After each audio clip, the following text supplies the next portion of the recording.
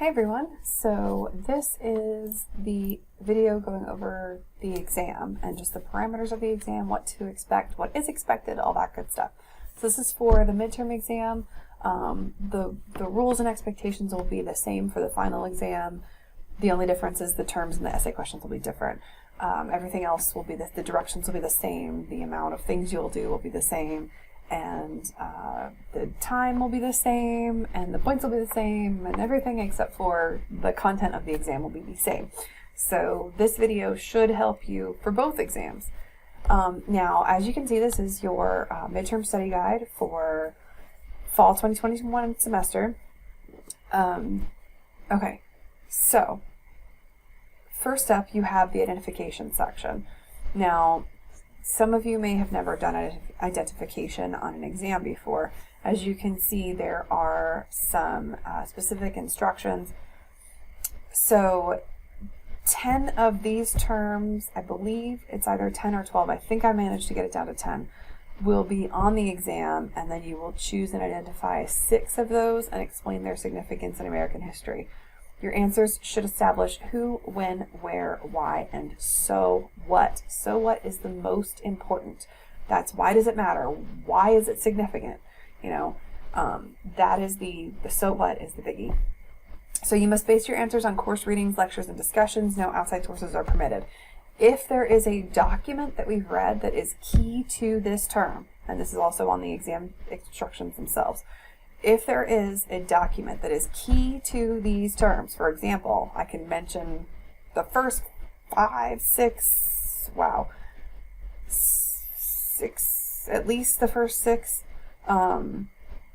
terms on here, all have a document that go with them from either Voices of Freedom or we read the 15th Amendment in week 1.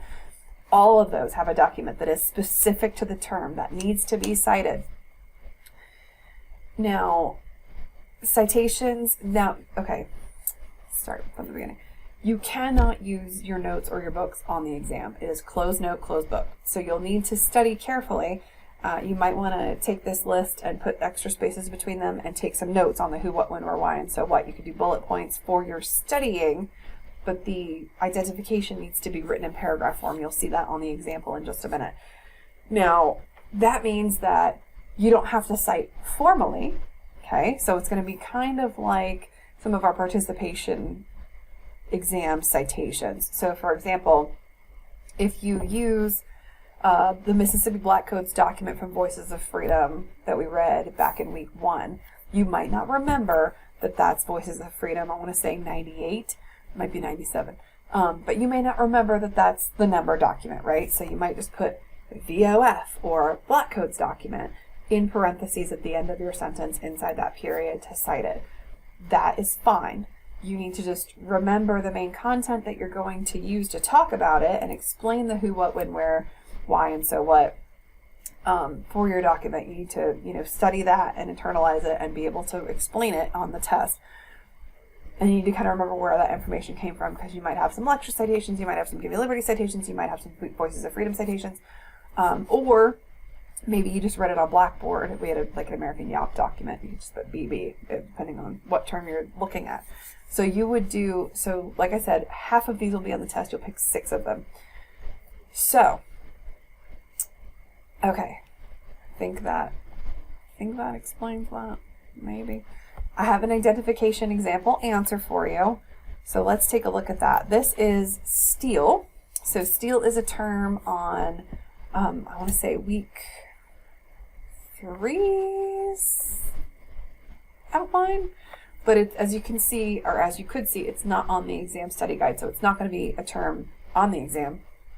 It's important to the class, but it's not on the exam, so I turned it into an example answer for you, so you can see kind of how you would maybe go about answering it. Now, I chose to do this in 2 paragraphs. I think it's like 8 or so sentences.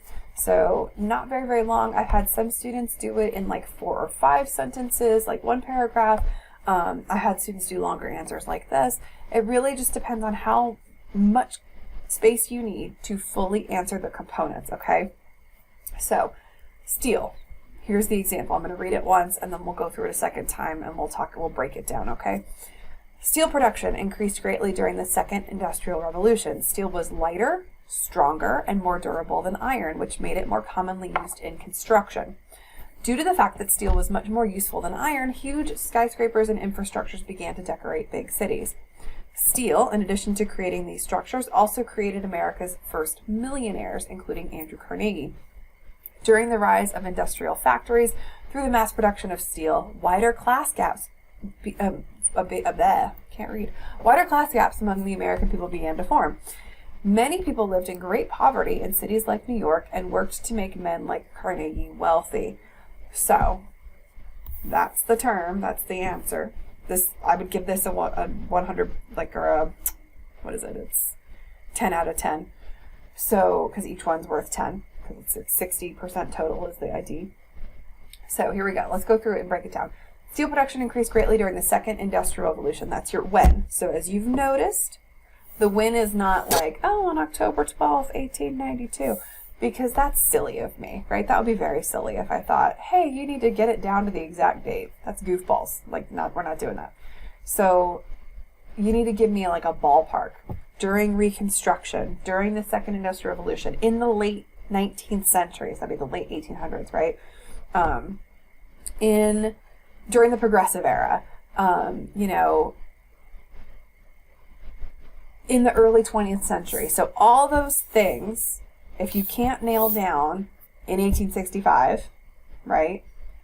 You could say shortly after the end of the Civil War, you need to give me like a time frame, not an exact date. So the when is important because it grounds us and gives us context as for what's going on and like behind what's happening in addition to steel, what's happening in the country at the time. But you don't need to give me an exact date. That would be, I don't hate you all. That would be crazy pants. So giving me a ballpark is fine. Giving me like a range is fine. You got to narrow it down for me. It can't just be like, sometime between 1865 and 2010 these things happen. That's way too wide. So you can see I said during the Second Industrial Revolution. That gives us, we're in the Gilded Age. We know what's going on. Steel was lighter, stronger, and more durable than iron, which made it more commonly used in construction. That's what it is, right? Due to the fact that steel was much more useful than iron, huge skyscrapers and infrastructures began to decorate big cities. Big cities, that's your where. Okay? So notice again, it's not in like Cincinnati or it's, in a small tiny town called blah, blah, blah. It's not super specific, right? It's in big cities, right? So you could say in urban areas, in the West, right? So in the Northeast, okay? In New York, you could get to a state if you want to, but I'm not going to expect you to tell me the exact town where something is occurring, okay? So again, you've got to give me an idea of where it is. You've got to be kind of specific, but not crazy minute, okay? Steel, in addition to creating these structures, also created America's first millionaires, including Andrew Carnegie. There's your who. Not all terms are going to have a who, right? Let's look back at our list real quick. Okay, so not all these terms are going to have a who. I mean, for the 15th Amendment, you could say Congress because they ratified it, but you don't really need a who for that. Some of these are who's, like Booker T. Washington. That's a person, so there's your who. Let's see. Some of them are going to have unspecific who's, like the New Women.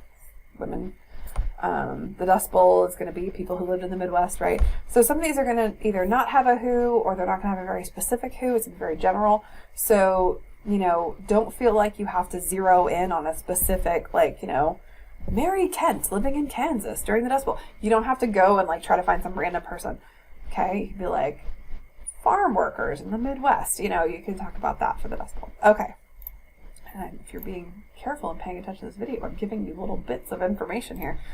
All right, so during the rise of industrial factories through the mass production of steel, wider class gaps among the American people began to form. Many people lived in great poverty in cities like New York and worked to make men like Carnegie wealthy. Those last two sentences are your so what. So for the so what, we've zoomed out. Sorry, I know I'm in a tiny box, but I really like to gesticulate, so my hands are just everywhere. Those last two sentences are your so what. So you can see we've zoomed out from exactly what steel is, where it was, who, Andrew Carnegie, and we've zoomed out to the why is this significant? What is the so what of this? Why is this important? So it's going to have a larger meaning, okay? And in this case, it is that with the creation of industrial factories and urbanization, you see a huge class gap, right? And you see more and more people living in poverty, okay? So we saw that a lot when we read Rees. We saw that, we read Henry George, we read Carnegie, we read William Graham Sumner. We saw all these theories about social Darwinism and class and poverty and all that kind of stuff. All those things happened because of this large industrialization, and steel was the backbone of that industrialization and urbanization, right? So what is a larger, deeper significance, this huge deal. Sometimes the so what is going to be the first time something happened. Sometimes it's going to be the most significant form of X. Okay, so it's going to be this kind of a little bit zoomed out and a big significance, a big so what, why is this important, okay? Now let's look at the citations. As you can see, they're very informal. I've got one that just says lecture. I've got another one here that just says lecture. And then I've used a document because I mentioned, poverty and class gaps. So, and there were obviously lots of options. I could have picked Henry George to talk about class gaps. I could have cited, I could have cited Carnegie or Sumner to talk about class gaps. So notice that I didn't have to use Carnegie's document. He talked about the Gospel of Wealth. A little bit different from what I'm saying here about steel. So you don't necessarily have to include that document for this example in particular, even though it's written by somebody that I talk about.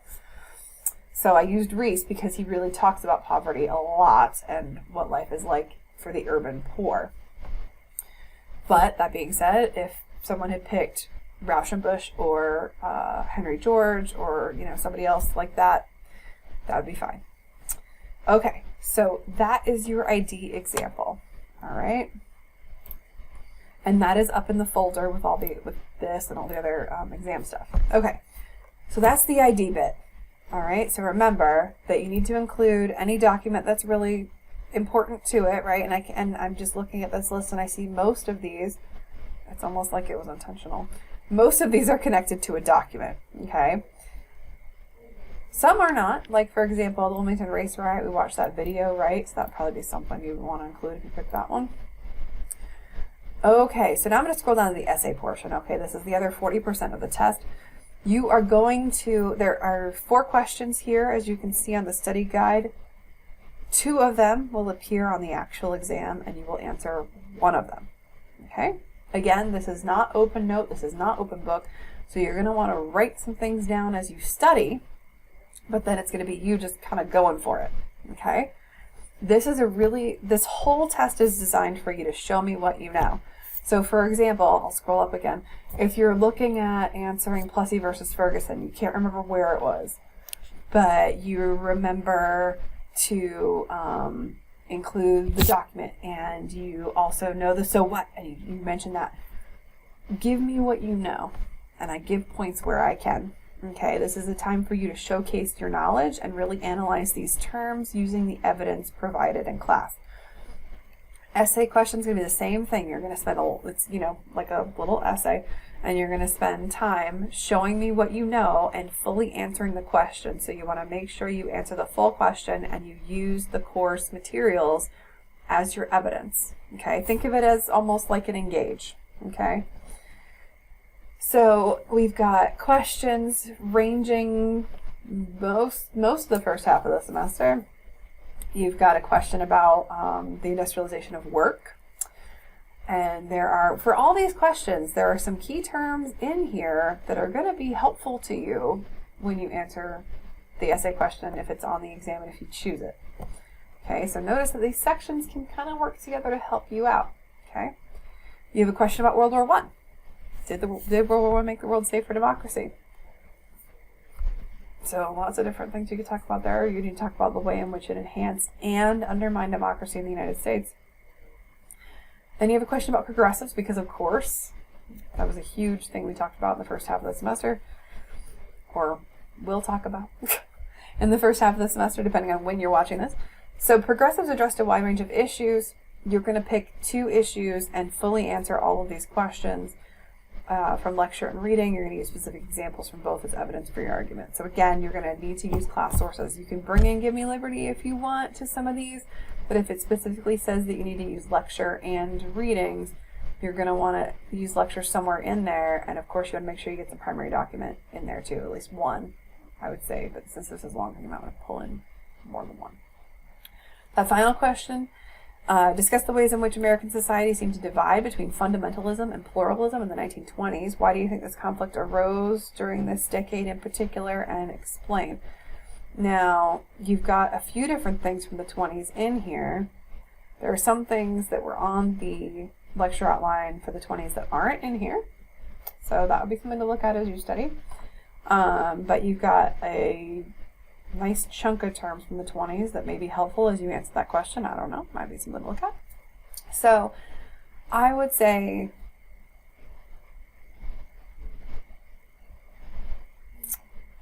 two of these are going to be on the test. You're going to answer one. If you pick three of them and study for three questions, then no matter what, you're going to be able to use some of that on the test. So instead of studying for all four, which you can if you would like, I'm not going to stop you.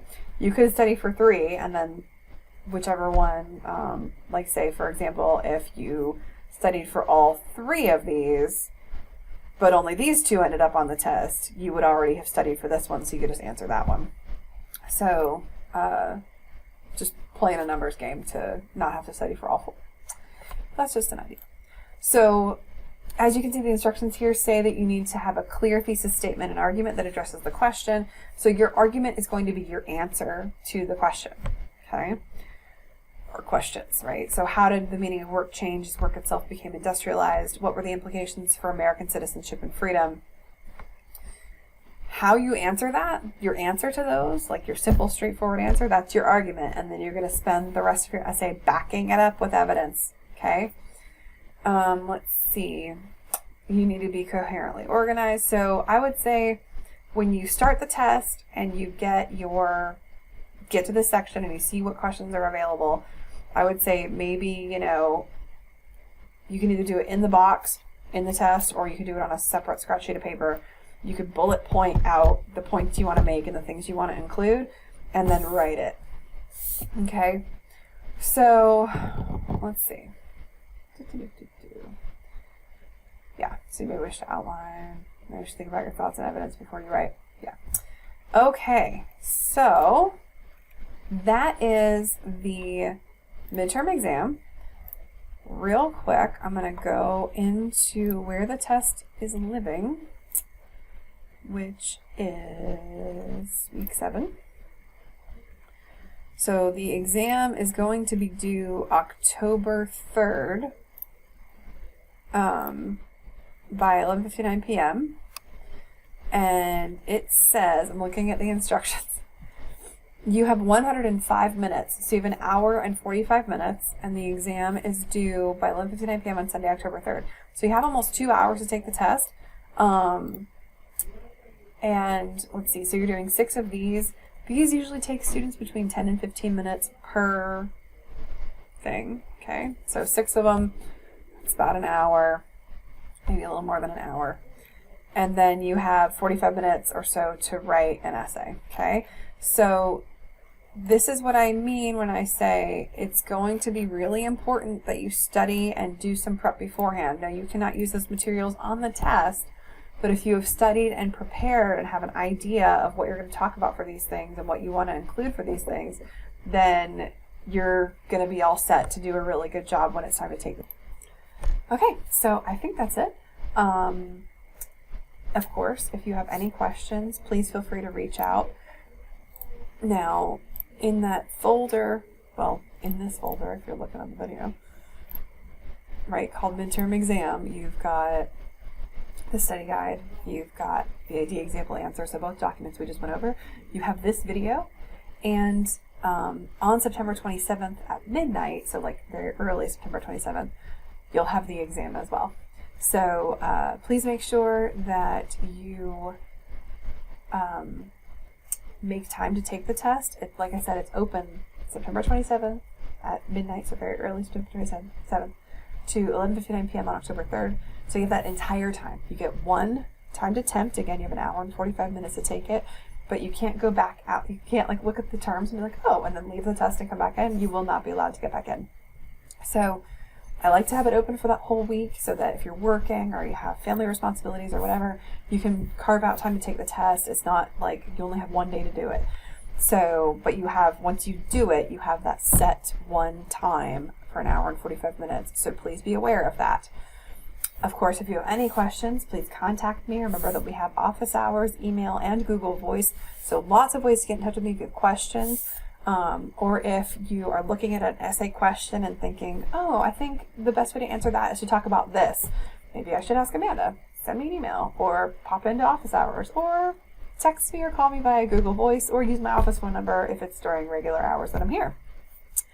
And I think that is all of that. So again, contact me with any questions. If you have any issues while you're taking or submitting the exam and it kicks you out, contact me via email immediately. If it is a Blackboard issue, contact Jolt as well. Okay, I think that's great. If you have anything else that comes up as you're studying or getting ready to take the test, please feel free to contact me and talk about it. I'm happy to answer any questions you have. And good luck on the exam.